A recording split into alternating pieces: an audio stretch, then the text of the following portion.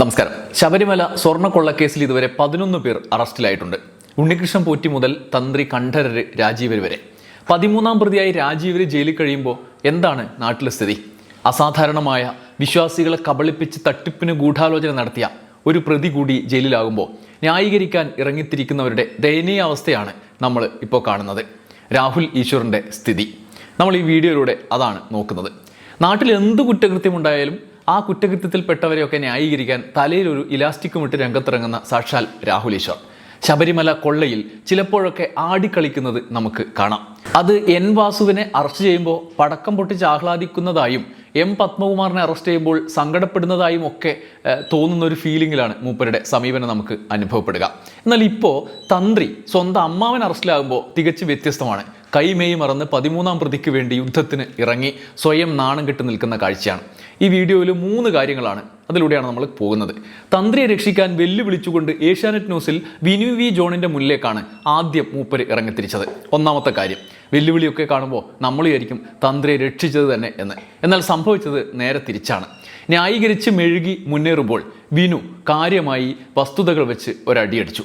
അയ്യപ്പന് വേണ്ടി എന്ന് പറഞ്ഞ് സംസാരിച്ചു കൊണ്ടിരിക്കുന്ന ഒരാൾ സ്വന്തം കുടുംബത്തിലെ അംഗം പിടിക്കപ്പെട്ടപ്പോൾ പ്ലേറ്റ് മാറ്റി ഇതാണ് അയ്യപ്പ സ്നേഹം എന്ന് വിനു രാഹുൽ ഈശ്വറോട് പറഞ്ഞു.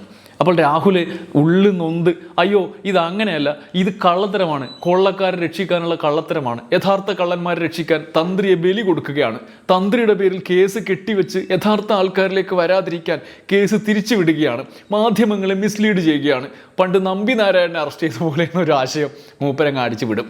ദിലീപിൻ്റെ കാര്യത്തിൽ മൂപ്പര് ഇതന്നെ പറഞ്ഞത്. ബസ്സിൽ അപമര്യാദയായി സ്ത്രീകളോട് പെരുമാറിയ സവാദ് മുതൽ ഇങ്ങോട്ടുള്ള ആളുകളുടെ കാര്യത്തിലൊക്കെ മൂപ്പര് ഇത് തന്നെയാണ് പറഞ്ഞത്. നമ്പി നാരായണന്മാരെ സൃഷ്ടിക്കുകയാണ് എന്ന്.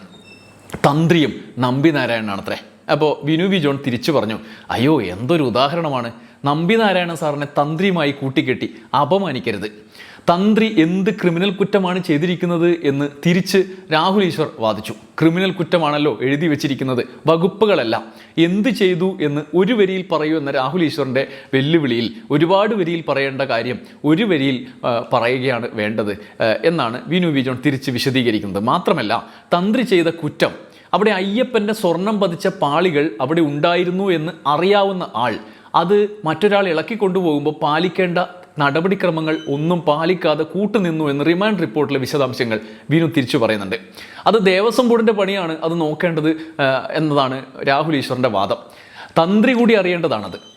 യഥാർത്ഥത്തിൽ അത് അഡ്മിനിസ്ട്രേറ്റീവ് ജോലിയാണ് എന്ന് ഉള്ള രാഹുലിൻ്റെ വാദം നിലനിൽക്കുന്നതല്ല. അതിൽ ക്രൈമുണ്ട്. ഒന്നും മിണ്ടാതിരിക്കുക എന്ന് രാഹുലിൻ്റെ ശബ്ദം കുറക്കാനും ഒക്കെ രാഹുൽ നിരന്തരം ഒച്ചയെടുത്ത് ഈ തർക്കം യഥാർത്ഥ വസ്തുത അവതരിപ്പിക്കാൻ കഴിയാത്ത വിധത്തിലേക്ക് രാഹുൽ ഈശ്വർ കൊണ്ടുപോകുമ്പോൾ വിനു പറയുന്നുണ്ട്. എന്തായാലും എന്താണ് പ്രശ്നം, എന്താണ് കുറ്റം എന്ന് റിമാൻഡ് റിപ്പോർട്ടിലെ വിശദാംശങ്ങൾ പറയുന്നുണ്ട്. കുറ്റകരമായ മൗനാനുവാദം നൽകി വീഴ്ച വരുത്തിയതും ഗൂഢാലോചനയിലെ പങ്കാളിത്തവും അടക്കം, അതായത് ഈ സ്വർണം കൊള്ളയടിക്കുന്നതിന് വേണ്ടിയിട്ടുള്ള ഗൂഢാലോചനയിൽ പങ്കാളിത്തം അടക്കം ഉണ്ട് എന്ന് ഈ റിമാൻഡ് റിപ്പോർട്ട് ഉദ്ധരിച്ച് വിനു പറയുന്നുണ്ട്. തന്ത്രിക്കല്ല, ദേവസ്വം ബോർഡിനാണ് ഉത്തരവാദിത്തം. തന്ത്രിക്ക് ആചാരപരമായ കാര്യങ്ങൾ മാത്രമേ ഉത്തരവാദിത്തമുള്ളൂ. തന്ത്രി അനുജ്ഞ കൊടുക്കേണ്ട, അതായത് അയ്യപ്പനിൽ നിന്നുള്ള അനുജ്ഞ കമ്മ്യൂണിക്കേറ്റ് ചെയ്യേണ്ട ആളാണ്. തന്ത്രി കൊടുക്കുന്ന പെർമിഷനാണ്, അത് അയ്യപ്പനാണ് കൊടുക്കേണ്ടത് എന്നാണ് വിനുവിനോട് രാഹുൽ പറയുന്നത്. മാത്രമല്ല, അയ്യപ്പനെതിരെ ചർച്ച ചെയ്യുമോ, അയ്യപ്പൻ്റെ പിതാവിൻ്റെ സ്ഥാനത്ത് പിതൃസ്ഥാനത്താണ് തന്ത്രി എന്നുള്ളതാണല്ലോ വെപ്പ്. അപ്പം അയ്യപ്പനെതിരെ നിങ്ങൾ ചർച്ച ചെയ്യുമോ നാളെ എന്നാണ് വിനുവിനോട് അദ്ദേഹം പറയുന്നത്. നിങ്ങൾ ബോധത്തോടെ ഒരു കാര്യത്തിലും പ്രതികരിക്കുന്നില്ല എന്ന് പറഞ്ഞുകൊണ്ട് രാഹുലിൻ്റെ ശബ്ദം കുറച്ച് വെച്ചിട്ട് വിനു വസ്തുതകൾ നിരത്തുന്നുണ്ട്. അനുജ്ഞ കൊടുക്കുന്നത് എങ്ങനെയാണ് എന്ന് പറയാമോ എന്ന് ചോദിക്കുന്നുണ്ട്. അനുജ്ഞയാണെന്നാണല്ലോ രാഹുൽ പറയുന്നത്. അനുജ്ഞ കൊടുക്കുന്നത് തന്ത്രി ധ്യാനത്തിലിരിക്കും. അപ്പോൾ അയ്യപ്പൻ്റെ പിതൃസ്ഥാനീയനായി തന്ത്രി കമ്മ്യൂണിക്കേറ്റ് ചെയ്യും. അപ്പോൾ കിട്ടുന്നതാണ് അനുജ്ഞ. ഈ ശബരിമലയിലെ നടയിൽ നിന്ന് എന്തെങ്കിലും ഇതിൽ നിന്ന് ശ്രീകോവിലിൽ നിന്ന് കൊണ്ടുപോകണമെങ്കിൽ ആ അനുജ്ഞ തന്ത്രി, അതായത് അയ്യപ്പനിൽ നിന്ന് കിട്ടി എന്ന് പറയുന്ന അനുജ്ഞ തന്ത്രി ദേവസ്വം ബോർഡിന് എഴുതി ഒപ്പിട്ട് കൊടുക്കണം. ഇങ്ങനെയാണ് അവിടുത്തെ എല്ലാ കാര്യങ്ങളും നടക്കേണ്ടത്. ഇതാണ് അദ്ദേഹം പറയുന്നത്. അപ്പോൾ അയ്യപ്പന് ആണല്ലോ അനുജ്ഞ കൊടുക്കുന്നത്, അത് ദേവസ്വം ബോർഡിനെ അറിയിക്കുകയാണ് ചെയ്യുന്നത്.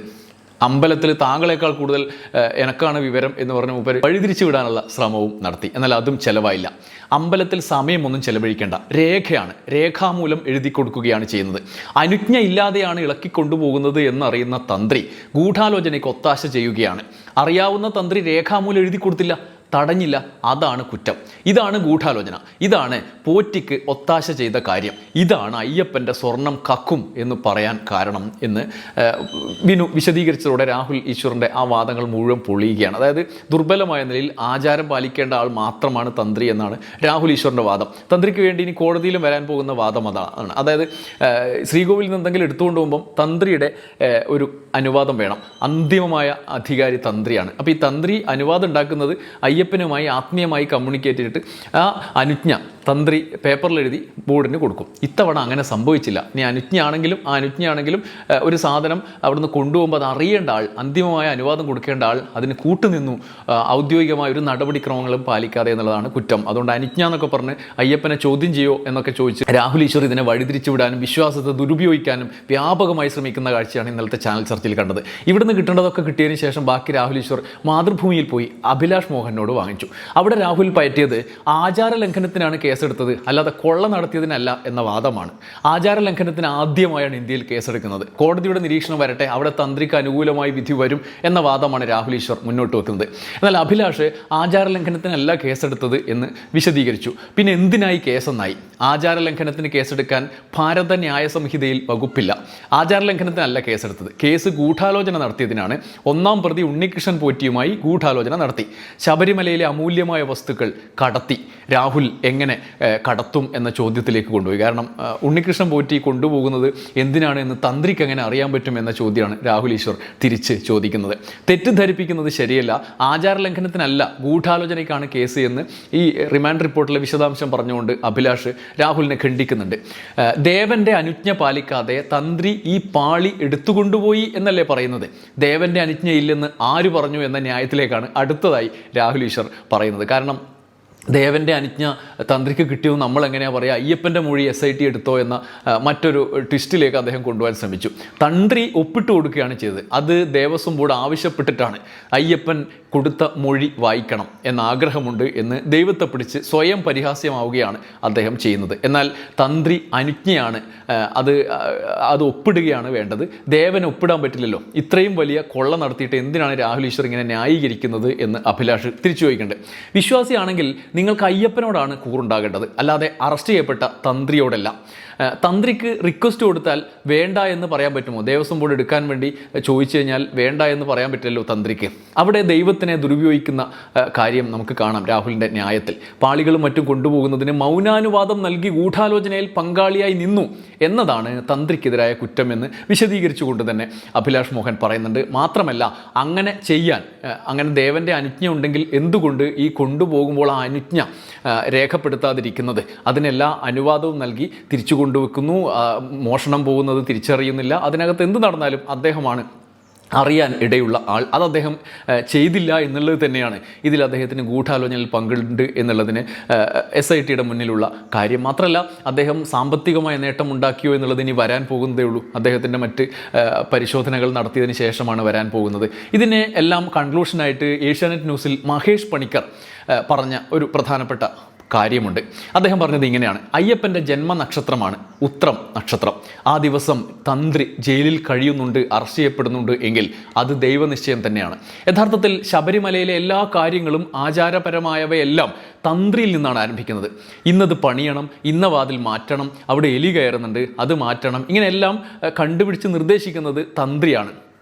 എല്ലാത്തിൻ്റെയും തുടക്കം തന്ത്രിയിൽ നിന്നായിരിക്കും. അല്ലാതെ ദേവസ്വം ബോർഡ് ഉദ്യോഗസ്ഥർക്ക് അറിയില്ല സ്വർണത്തിൻ്റെ കളർ പോയോ പാളിക്ക് പ്രശ്നമുണ്ടോ എന്നൊന്നും അവർക്കറിയില്ല.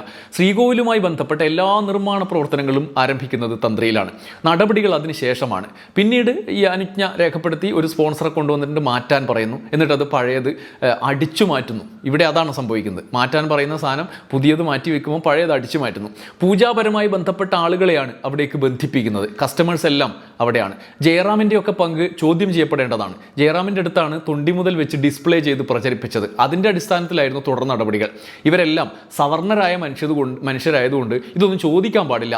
അവരൊക്കെ നിയമത്തിന് മേലെയാണ് എന്ന മട്ടിലാണിപ്പോൾ കാര്യങ്ങൾ എത്തിയിരിക്കുന്നത്. 1900 കാലഘട്ടത്തിലാണ് ശബരിമല ബ്രാഹ്മണാധിപത്യത്തിലേക്ക്, ബ്രാഹ്മണ പൂജയിലേക്ക് കയറുന്നത്. അതിനു മുമ്പ് ശബരിമല ഒരു മലയരയ ക്ഷേത്രമായിരുന്നു. നമ്മൾ തന്നെ കണ്ടതാണ്. അതേ മലയര വിഭാഗത്തിൽപ്പെടുന്ന മധു എന്ന ഒരാളെ ഒരു പിടി അരിയെടുത്തു എന്നും പറഞ്ഞ് തല്ലിക്കൊല്ലുന്നത്. അവന് ജാമ്യമോ പോലീസോ മുൻകൂർ ജാമ്യമോ ഒന്നും ഉണ്ടായിരുന്നില്ല. സ്പോട്ടിൽ തന്നെ കൊന്നു, വിധി നടപ്പാക്കി. ജയറാമാണെങ്കിലോ പോറ്റിയാണെങ്കിലോ തന്ത്രിയാണെങ്കിലോ ഒക്കെ സോണിയാഗാന്ധി ആണെങ്കിലോ ഒക്കെ അവർക്കിതൊന്നും ബാധകമല്ല. എന്ത് വെള്ളരിക്ക പട്ടണമാണിത്? സത്യം പറഞ്ഞാൽ മനസാക്ഷിയുള്ളവർ ആലോചിക്കണം. SIT ചുമ്മാ കയറി ഒരു മകരവിളക്ക് കാലത്ത് ഇങ്ങനെ അറസ്റ്റ് ചെയ്യുമോ? ശബരിമലയിൽ ഇത്രമാത്രം വിവാദം ഉണ്ടാക്കുന്ന കാര്യം ചെയ്യുമോ? കൃത്യമായ തെളിവ്. ഇവരെന്താ ആര്യബ്രാഹ്മണരായതുകൊണ്ട് നിയമത്തിന് അതീതരായണോ? കൃത്യമായ തെളിവ് അവർക്ക് മുന്നിൽ നിൽക്കുകയാണ്. SIT പരിപൂർണ്ണ സംതൃപ്തി ഹൈക്കോടതി SITക്ക് മേൽ രേഖപ്പെടുത്തുമ്പോൾ നമ്മൾ എന്തിനാണ് എതിർക്കുന്നത്? ഇയാളുടെ കാര്യത്തിൽ മാത്രം എതിർക്കുന്നത് അയ്യപ്പൻ നാനാജാതി മതസ്ഥരുടെയാണ്. അവിടെ കറുപ്പും വെളുപ്പും വലിപ്പച്ചെറുപ്പങ്ങളോ ജാതി വ്യത്യാസങ്ങളോ ഒന്നുമില്ല. എന്നാൽ ചിലരെ മാത്രം ചോദ്യം ചെയ്യരുത്, നിയമ നടപടിക്ക് വിധേയമാക്കരുത് എന്ന് പറയുന്നത് എവിടുത്തെ അടിസ്ഥാനത്തിലാണ്? രാഷ്ട്രീയക്കാരെ, ഉദ്യോഗസ്ഥരെ ഒക്കെ അറസ്റ്റ് ചെയ്തിട്ടുണ്ടല്ലോ. എന്നാൽ തന്ത്രിയെ അറസ്റ്റ് ചെയ്യുമ്പോൾ മാത്രം നിയമത്തിന് അതീതരാണ് എന്ന് പറയുന്നത് ശരിയല്ല. അയ്യപ്പൻ്റെ സ്വർണം കട്ടവരെല്ലാം കാരാഗൃഹത്തിൽ എത്തണം എന്നാണ് മഹേഷ് പണിക്കർ പറയുന്നത്. ഇപ്പോൾ കാര്യം ഏകദേശം പിടികിട്ടിയിട്ടുണ്ടാവുമല്ലോ എന്താണ് സംഭവിക്കുന്നത്, തന്ത്രി തൊട്ടപ്പോൾ എന്താണ് രാഹുൽ ഈശ്വറിൻ്റെ ഒക്കെ നേതൃത്വത്തിൽ നടക്കുന്നത് എന്ന് ഏകദേശം കാര്യങ്ങൾ മനസ്സിലായല്ലോ. ഇത് ആണ് നിലവിലെ ശബരിമല കൊള്ളയുടെ നിലവിലെ സാഹചര്യം. ഇതിന് കൺക്ലൂഷനായി ഞാൻ നിങ്ങളുടെ മുമ്പിൽ അവതരിപ്പിക്കുന്ന മറ്റൊരു കാര്യമാണ്. അത് നമ്മുടെ സുരേഷ് ഗോപി കാലങ്ങളായി പറയുന്ന ഒരു കാര്യമാണ്. അവിടെ ആ ബൈറ്റ് നിങ്ങൾക്ക് കേൾക്കാം. രാജീവരവന്റെ അടുത്ത് ഞാൻ എത്രയോ ആവർത്തി പറഞ്ഞിരിക്കുന്നു, എനിക്ക് വേഗം മരിച്ച് പുനർജനിച്ച് നിങ്ങളുടെ താഴമൺ കുടുംബത്തിൽ ജനിക്കണം, തന്ത്രി മുഖ്യനായിട്ട് ഇവിടെ വന്ന് എന്റെ അയ്യനെ നിങ്ങൾ ചെയ്യുന്നത് പോലെ മുദ്ര ചാർത്തി ഊട്ടണം, ഉണർത്തണം, ഉറക്കണം, മന്ത്രങ്ങൾ ചൊല്ലി ഉത്തേജിപ്പിക്കണം. ഇതിങ്ങനെ പല സ്ഥലത്തും മൂപ്പര് പറയുമ്പോൾ ഞാൻ ആലോചിച്ചിട്ടുണ്ട്, മൂപ്പർക്ക് എന്താ അതിൻ്റെ ഉള്ളിൽ കാര്യം എന്ന്. ഇപ്പം തന്ത്രി പിടിയിലായപ്പോഴാണ് എനിക്ക് ചില സംശയങ്ങൾ തോന്നിയത്. തന്ത്രിയുടെ പണി, ചില തന്ത്രിമാരുടെ പണി എന്താണെന്ന് കൃത്യമായി മനസ്സിലാക്കി അവിടെ കയറിപ്പറ്റാൻ സ്വപ്നം കണ്ടതാണോ എന്ന് ആരെങ്കിലും സംശയിച്ചാൽ കുറ്റം പറയാനാവില്ല. സുരേഷ് ഗോപിക്ക് നല്ലത് മാത്രം വരട്ടെ. നന്ദി, നമസ്കാരം.